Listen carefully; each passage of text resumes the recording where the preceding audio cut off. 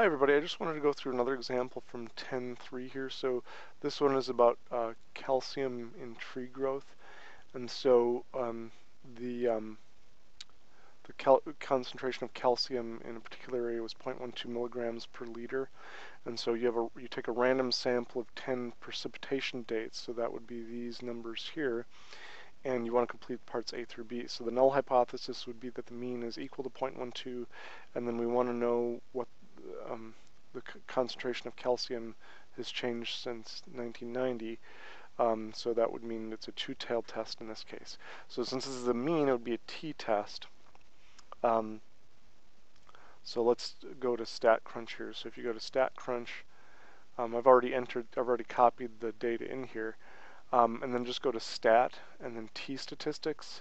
Again, choose one sample. Again, we have the original data, not a summary of the data, so we'll put that in there. Again, click on this.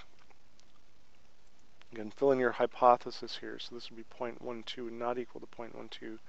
And then, again, for this particular problem, right, I guess you want to construct a 95% confidence interval in this case. So you'd have to take the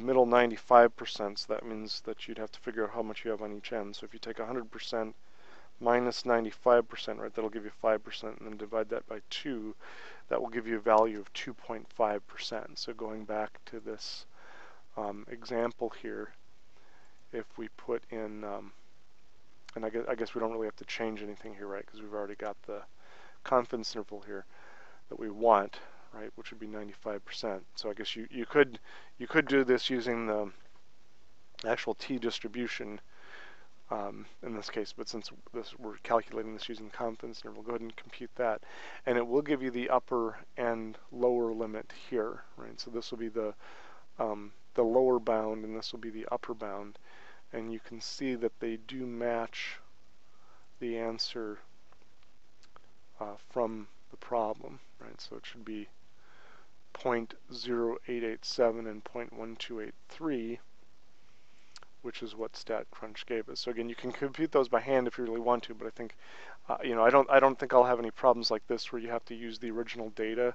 It'll probably be something where you already have the data, so it might be something where you'd have to do, one sample where the data is already summarized, where you've already calculated the mean and things like that. So, but just to let you know, that's how you would do that.